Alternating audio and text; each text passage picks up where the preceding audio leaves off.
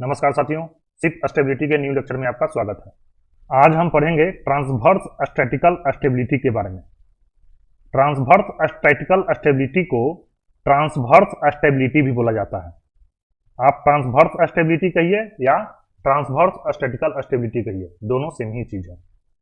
आप सभी जानते हैं शिप को ऑल टाइम स्टेबल रखना पड़ता है और एज ए नेविगेटिंग ऑफिसर आपको यह मालूम होना चाहिए कि शिप किस प्रकार स्टेबल रखा जाता है, शिप का स्टेबिलिटी क्राइटेरिया क्या क्या है, इंटैक्ट स्टेबिलिटी क्राइटेरिया क्या है, डैमेज स्टेबिलिटी क्राइटेरिया क्या है, शिप का ट्रांसवर्स स्टेबिलिटी क्या होता है, शिप का लॉन्गिट्यूडनल स्टेबिलिटी क्या होता है। यह सारा चीज आपको मालूम होना चाहिए और यदि यह सारे टॉपिक आपको समझना है तो यहां से आपको काफी ध्यान से सारा चीज पढ़ना होगा। और यह सारा topic oral as well as written दोनों के लिए काफी इंपॉर्टेंट है, क्योंकि एवरी रिटेन एग्जाम हो या किसी का ओरल एग्जाम हो, इस टॉपिक से एक ना एक क्वेश्चन जरूर पूछा जाएगा। और इस टॉपिक से यदि आप वह क्वेश्चन नहीं बता पाते हैं तो यह क्वेश्चन आपका फेलुअर क्वेश्चन होगा, अर्थात इस क्वेश्चन को नहीं बताने पर आपको वह फेल कर सकते हैं, क्योंकि यह सारा topic as a navigating officer आपको आना ही चाहिए। अतः आप यहां से काफी ध्यान से समझिएगा। और आज हम आपको बताएंगे ट्रांसवर्स स्टेबिलिटी के बारे में, जिसे ट्रांसवर्स स्टैटिकल स्टेबिलिटी भी कहा जाता है। और आगे बढ़ने से पहले यदि आप सेकेंड मैट, डीएनएस या बीएससी नॉटिकल साइंस की तैयारी करते हैं तो आप इस चैनल को सब्सक्राइब कर सकते हैं, क्योंकि इस चैनल पर आपको इन सारे कोर्सेज से रिलेटेड काफी अच्छा स्टडी मटेरियल का वीडियो लेक्चर आपको मिल जाएगा। और यदि आप अधिक लाभ उठाना चाहते हैं तो आप पेड मेंबरशिप ले सकते हैं। तो चलिए टॉपिक को शुरू करते हैं। हम आपको चैप्टर 6-7 में बता चुके हैं कि कोई भी वस्तु स्टेबल कब कहा जाता है। कोई भी शिप या कोई भी ऑब्जेक्ट, शिप ही नहीं कोई भी ऑब्जेक्ट, यदि इसे हल्का सा डिस्टर्ब कर दिया जाए और हल्का सा डिस्टर्ब करके छोड़ दिया जाए, तो यदि वह वस्तु अपने ओरिजिनल पोजीशन पर आ जाए तो हम कहते हैं कि वह ऑब्जेक्ट जो है स्टेबल है। अर्थात मान लें यदि कोई शिप है और शिप को हम पोर्ट साइड या स्टारबोर्ड साइड हल्का सा दबा देते हैं और हल्का सा दबाने के बाद उसे छोड़ देते हैं, तो जैसे ही फोर्स हटाते हैं तो यदि शिप पहले वाले कंडीशन में आ जाता है तो हम कहेंगे कि वह शिप जो है स्टेबल है, और यदि वह पहले वाले कंडीशन में नहीं आता है तो हम कहेंगे वह शिप स्टेबल नहीं है। सिमिलर वे में कोई भी ऑब्जेक्ट ऐसा बिहेव करता है तो हम कहेंगे कि स्टेबल है या अनस्टेबल है। उसी प्रकार यदि शिप को फॉरवर्ड या आफ्ट में फोर्स लगाकर दबाते हैं और जैसे ही फोर्स हटाते हैं शिप ऑटोमेटिक अपने पहले वाले ड्राफ्ट पर आ जाता है तो हम कहेंगे शिप जो है स्टेबल है, और यदि नहीं आता है तो हम कहेंगे शिप जो है स्टेबल नहीं है। तो हम उम्मीद करते हैं आप स्टेबिलिटी अर्थात स्टेबल किसे कहते हैं यह आप समझ गए होंगे। और जो स्टेबिलिटी वर्ड बना है यह दो वर्डों को जोड़कर बना है, एक है स्टेबल और दूसरा है एबिलिटी। अर्थात कोई शिप या कोई भी ऑब्जेक्ट का स्टेबल होने की एबिलिटी कितना है, अर्थात उसमें कितना क्षमता है कि वह स्टेबल रह सकता है। एग्जाम्पल के तौर पर हम ऊपर समझा रहे थे कि यदि कोई भी शिप को हम पोर्ट में झुका देते हैं एक्सटर्नल फोर्स लगाकर, और यदि हम फोर्स हटाते हैं तो ऑटोमेटिक अपने इनिशियल पोजीशन में आ जाता है, तो हम कहते हैं स्टेबल है।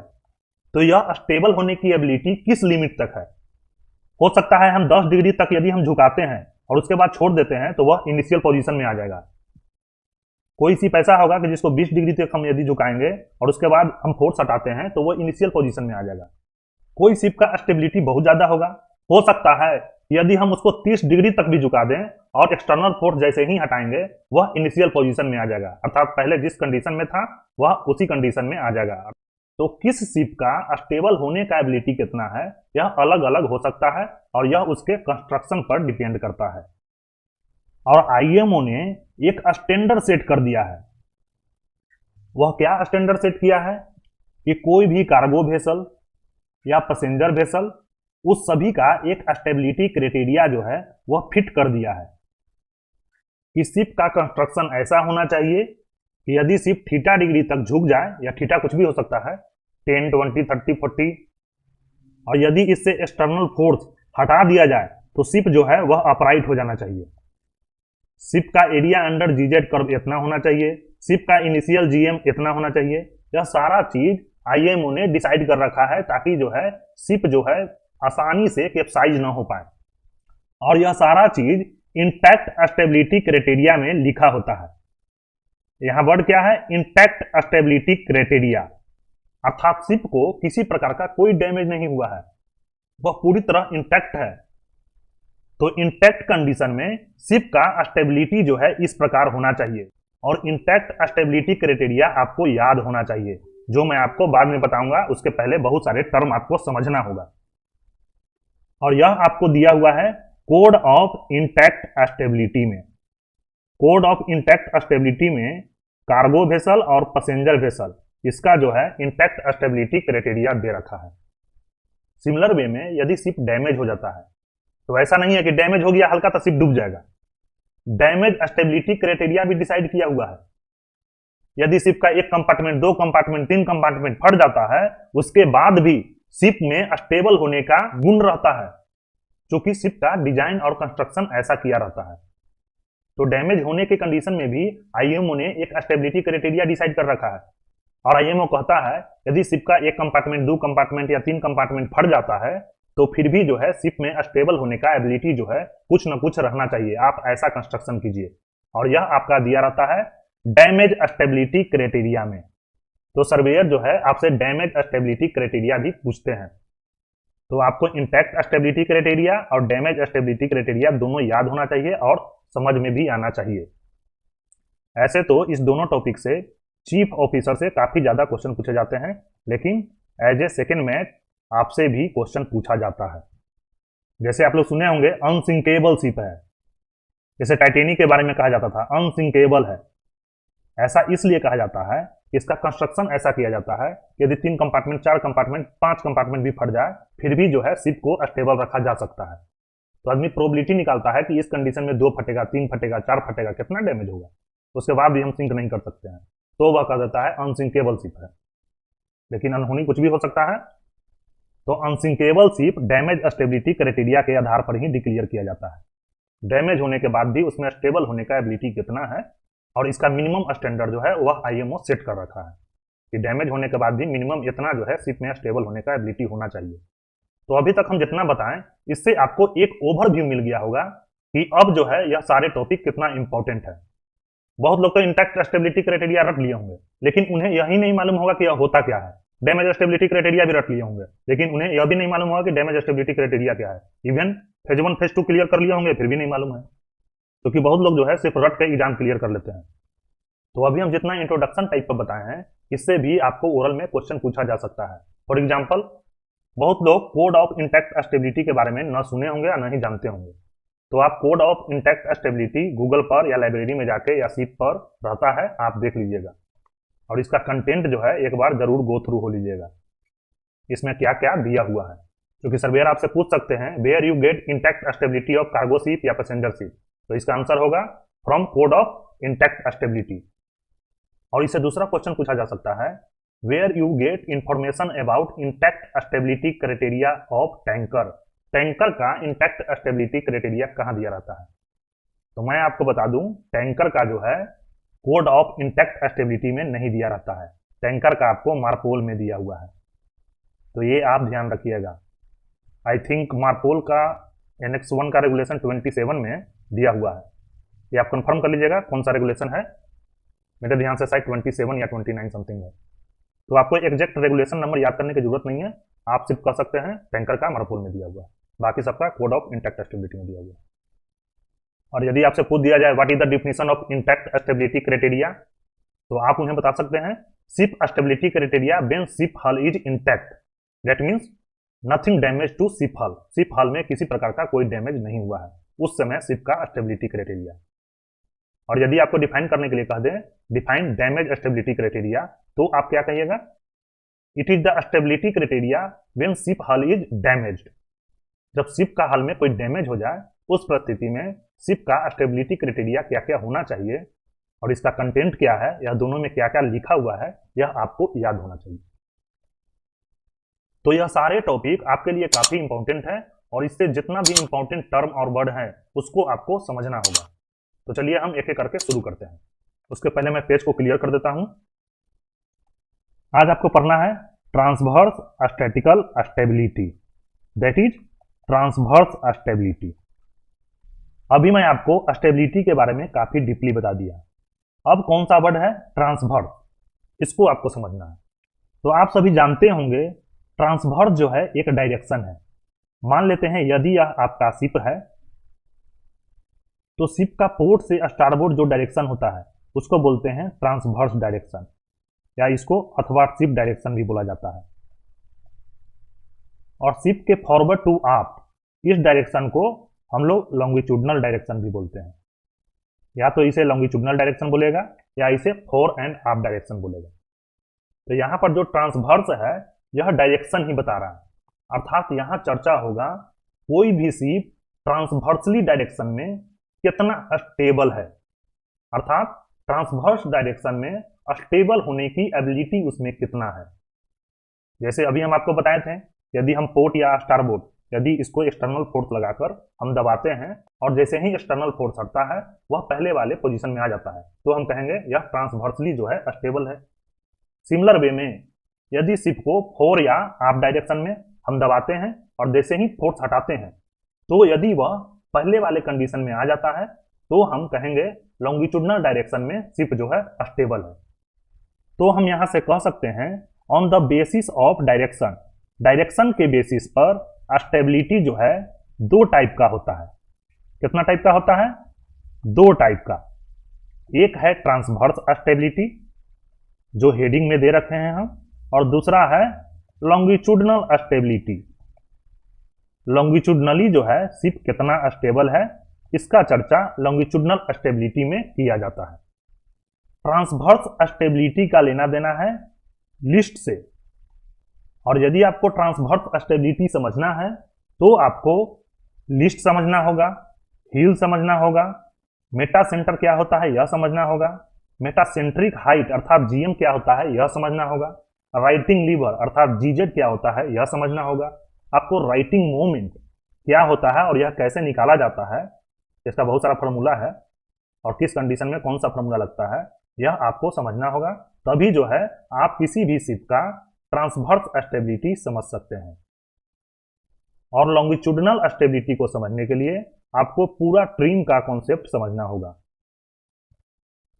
तो लॉन्गिट्यूडनल स्टेबिलिटी मैं उस समय समझाऊंगा जब आपको ट्रिम समझाऊंगा, अर्थात ट्रिम समझने का मतलब है आपको लॉन्गिट्यूडनल स्टेबिलिटी समझना है, और लिस्ट समझने का मतलब है आपको शिप का पूरा ट्रांसवर्स स्टेबिलिटी समझना है।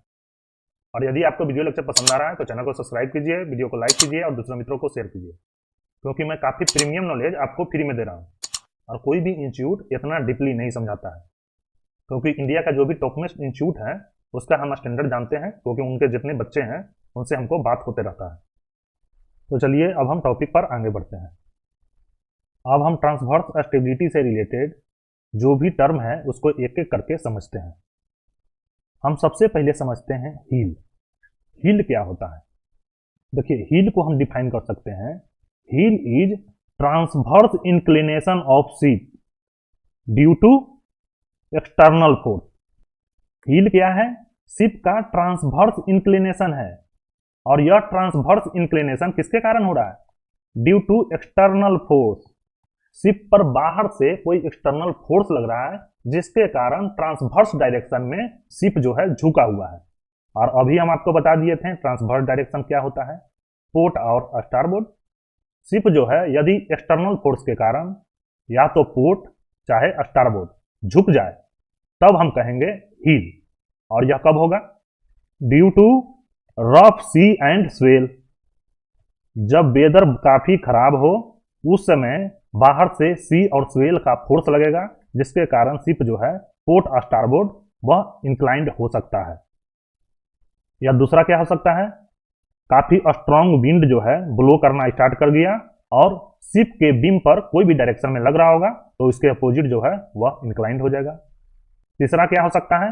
आप सभी जानते हैं, बचपन से पढ़ते आ रहे हैं, और जब आप मोटरसाइकिल चलाते हैं उस समय आप अनुभव भी करते हैं। जब आप गाड़ी को किसी टर्निंग पर घुमाते हैं उस समय गाड़ी जो है एक डायरेक्शन में इंक्लाइंड हो जाता है। उसी प्रकार जब शिप का कोर्स अल्टर कीजिएगा उस समय भी due to centrifugal force ship जो है इंक्लाइंड हो जाएगा। तो यह इंक्लिनेशन किसके कारण है? Due to external force. और जैसे ही एक्सटर्नल फोर्स हटता है शिप जो है इनिशियल वाले जिस पोजीशन में था वही पोजीशन में आ जाता है, तो उसे ही हम लोग हील कहते हैं। अर्थात हील जो है यह इंटरनल कोई भी फोर्स के कारण नहीं होता है, यह शिप पर एक्सटर्नल फोर्स के कारण होता है। अब हील से काफी क्लोजली रिलेटेड है लिस्ट। लिस्ट क्या है? लिस्ट है ट्रांसवर्स इंक्लिनेशन ऑफ शिप। क्या है? Transverse inclination. और हील भी है ट्रांसवर्स इंक्लिनेशन, लेकिन लिस्ट जो है transverse inclination due to internal force. यहां पर एक्सटर्नल फोर्स नहीं लग रहा है, ड्यू टू इंटरनल फोर्स। और शिप पर इंटरनल फोर्स कौन सा लगेगा? जिसके कारण ट्रांसवर्स डायरेक्शन में वह झुका होगा, अर्थात चाहे पोर्ट या स्टारबोर्ड जो है वह झुका होगा। Only one weight. मान लेते हैं यदि यह शिप का सेंट्रल लाइन है और हम जानते हैं शिप में काफी ज्यादा वेट लोडिंग, डिस्चार्जिंग और शिफ्टिंग होता रहता है, तो यदि सेंट्रल लाइन से कोई एक साइड में ज्यादा यदि हम वेट लोड कर दें और एक साइड में काफी कम वेट लोड करें तो जिधर वेट ज्यादा होगा शिप उधर इंक्लाइंड होगा। तो यह किसके कारण है? Due to internal force. Weight का फोर्स सेंट्रल लाइन से जिधर ज्यादा होगा उधर वह झुक जाएगा। अर्थात हम लिस्ट को ऐसे भी डिफाइन कर सकते हैं, list is transverse inclination due to unequal distribution of weight from the centre line. यदि शिप के सेंटर लाइन से आप अनइक्वल डिस्ट्रीब्यूशन ऑफ वेट कीजिएगा तो जो है शिप जो है ट्रांसवर्सली इंक्लाइंड होगा और यह परमानेंट इन नेचर हो जाएगा। परमानेंट इन नेचर कहने का मतलब जब तक आप वेट हटाकर बराबर नहीं करते हैं तब तक शिप जो है अपराइट नहीं होगा, जिधर झुका है उधर झुका ही रहेगा। और आपको शिप जो है ऑल टाइम अपराइट रखना होता है। अतः जब कार्गो लोडिंग, डिस्चार्जिंग या शिफ्टिंग होता है उस समय जो कार्गो ऑफिसर होते हैं, अर्थात चीफ ऑफिसर ही कार्गो ऑफिसर होते हैं, वह लोडिंग, डिस्चार्जिंग या शिफ्टिंग का प्लानिंग ऐसा करते हैं कि शिप जो है मैक्सिमम टाइम अपराइट रहे और जब फाइनल वॉयज में स्टार्ट हो उस समय तो अपराइट होना ही चाहिए। लोडिंग डिस्चार्जिंग के समय थोड़ा सा आगे पीछे हो सकता है लेकिन वो भी लिमिट से बाहर नहीं जाना चाहिए। लेकिन जब जहाज पोर्ट छोड़ने वाला हो उस समय तो पक्का अपराइट होना चाहिए और पूरा वॉयज के दौरान अपराइट होना चाहिए। इसलिए कार्गो प्लान इस प्रकार बनाया जाता है कि after final cargo operation ship जो है पूरी तरह अपराइट हो, न तो पोर्ट झुका हो न तो स्टारबोर्ड झुका हो, अर्थात सेंटर लाइन से दोनों साइड एकदम इक्वल जो है वेट जो है डाला होना चाहिए। अब यहां पर आप समझ गए लिस्ट जो है अनइक्वल डिस्ट्रीब्यूशन ऑफ वेट के कारण होता है। और हम आपको सेंटर ऑफ ग्रेविटी भी समझा चुके हैं। सेंटर ऑफ ग्रेविटी क्या होता है? Point at which all weight assume to act. वैसा पॉइंट जिस पर माना जाता है कि सारा का सारा वेट वहीं पर है। और यह पॉइंट कैसे निकाला जाता है यह भी मैं आपको समझा चुका हूं। और रफ में आप लोग जानते हैं कि जिधर वेट ज्यादा होगा उस ऑब्जेक्ट का सेंटर ऑफ ग्रेविटी उधर ही होगा। तो डायग्राम पर जो शिप का फोटो आप देख रहे हैं इसमें आप देख रहे हैं कि शिप का ये पोर्ट साइड है और यह स्टारबोर्ड साइड है। तो पोर्ट साइड में वेट ज्यादा है तो शिप का सेंटर ऑफ ग्रेविटी जो है यह शिप के सेंटर लाइन पर ना होकर यह जो है पोर्ट साइड में होगा, कहीं पर यहाँ पर कहीं पर आपका सेंटर ऑफ ग्रेविटी होगा। और यदि आपका इक्वल डिस्ट्रीब्यूशन ऑफ वेट रहता तो शिप का सेंटर ऑफ ग्रेविटी कहाँ रहता? बिल्कुल centre line of ship, ship के सेंटर लाइन पर कहीं ना कहीं रहता, ना तो यह पोर्ट रहता न यह स्टारबोर्ड रहता। अर्थात शिप जब अपराइट रहेगा उस समय शिप का centre of gravity centre line पर ही होगा। और जब शिप आपका अपराइट नहीं होगा तो शिप का centre of gravity centre line पर नहीं होगा। यदि पोर्ट में इंक्लाइंड है तो सेंटर ऑफ ग्रेविटी पोर्ट में होगा और यदि स्टारबोर्ड में इंक्लाइंड है तो शिप का सेंटर ऑफ ग्रेविटी स्टारबोर्ड में होगा। तो हम यहां से लिस्ट को ऐसे भी डिफाइन कर सकते हैं, list is caused when centre of gravity of ship is not on the centre line of ship. जब शिप का centre of gravity centre line पर नहीं होगा तो जो है लिस्ट काउज होगा। और यदि आपको लिस्ट को हटाना है, लिस्ट आपको जीरो करना है, अर्थात आपको वेसल को अपराइट करना है, तो इसका सिर्फ एक ही ऑप्शन है, आप दोनों साइड वेट को बराबर लोड कीजिए जिससे जो है शिप का सेंटर ऑफ ग्रेविटी शिप के सेंटर लाइन पर कहीं ना कहीं आ जाए। वह सेंटर लाइन पर ही होना चाहिए, तभी जो है आपका लिस्ट जीरो होगा, अर्थात वेसल अपराइट होगा। तो यहाँ आप समझ गए होंगे, यदि आपको शिप को अपराइट करना है तो हर हाल में शिप का सेंटर ऑफ ग्रेविटी जो है सेंटर लाइन पर लाना होगा। तो हम उम्मीद करते हैं आप लिस्ट समझ गए होंगे और हिल समझ गए होंगे, और यहां से ओरल में क्या क्या क्वेश्चन पूछा जा सकता है वो मैं आपको बता देता हूं। फर्स्ट तो आपसे पूछेंगे व्हाट इज लिस्ट, दूसरा पूछेंगे व्हाट इज हिल। तो ये तो आप नॉर्मल डेफिनेशन बता दीजिएगा, और यहां पर दो टर्म ध्यान रखिएगा, दोनों है ट्रांसवर्स इंक्लिनेशन, एक है ड्यू टू एक्सटर्नल फोर्स, एक है due to internal force, that is unequal distribution of weight. अब जो है इसी में थोड़ा सा घुमा के क्वेश्चन क्या पूछेंगे, related to centre of gravity. आपको एग्जांपल के तौर पर देंगे question, suppose that your ship is listed to port, tell me position of centre of gravity with respect to centre line. यदि आपका शिप पोर्ट लिस्ट है तो शिप का centre of gravity centre line से किधर होगा, पोर्ट साइड होगा, मैं अभी आपको समझा चुका। सिमिलर वे में if listed starboard then its centre of gravity will be starboard of the centre line. वह आपसे यह भी पूछ सकते हैं what is the position of centre of gravity to vessel become upright. किसी भी वेसल को अपराइट करने के लिए सेंटर ऑफ ग्रेविटी का पोजीशन कहां होना चाहिए, तो आप इसका आंसर दीजिएगा at the centre line of the ship. या इसी को आपसे घुमा के भी पूछ सकते हैं what is the criteria of centre of gravity to vessel has zero list. Centre of gravity का क्राइटेरिया क्या होना चाहिए कि उस वेसल का लिस्ट जीरो होना चाहिए। लिस्ट जीरो मतलब ना वह पोर्ट झुका है ना स्टारबोर्ड झुका है, अर्थात वेसल अपराइट है। उस परिस्थिति में सेंटर ऑफ ग्रेविटी कहां होना चाहिए, तो इसका आंसर है on the centre line of the ship. Centre line पर कहीं ना कहीं होगा। अब आप परपेंडिकुलर से कितना आगे होगा, फॉरवर्ड परपेंडिकुलर से कितना पीछे होगा, यह आपको इसमें नहीं पढ़ना है, यह आपको पढ़ना होगा ट्रिम में। तो अभी उसके बारे में आपको ध्यान नहीं देना है, सेंटर लाइन पर कहीं ना कहीं होगा, और यदि वह सेंटर लाइन पर है तो शिप जो है बिल्कुल अपराइट है, देयर इज नो लिस्ट। तो हम उम्मीद करते हैं आप इतना तक अच्छा से समझ गए होंगे, और यदि मेरा लेक्चर पसंद आ रहा है तो चैनल को सब्सक्राइब कीजिए, वीडियो को लाइक कीजिए और दूसरों मित्रों को शेयर कीजिए, और बाकी जितना बचा हुआ है वो मैं आपको नेक्स्ट लेक्चर में कवर करूंगा। तब तक के लिए धन्यवाद। Thanks for watching the lecture. यदि मेरा काम पसंद आ रहा है तो चैनल को सब्सक्राइब करें, वीडियो को लाइक करें और दूसरों मित्रों को शेयर करें।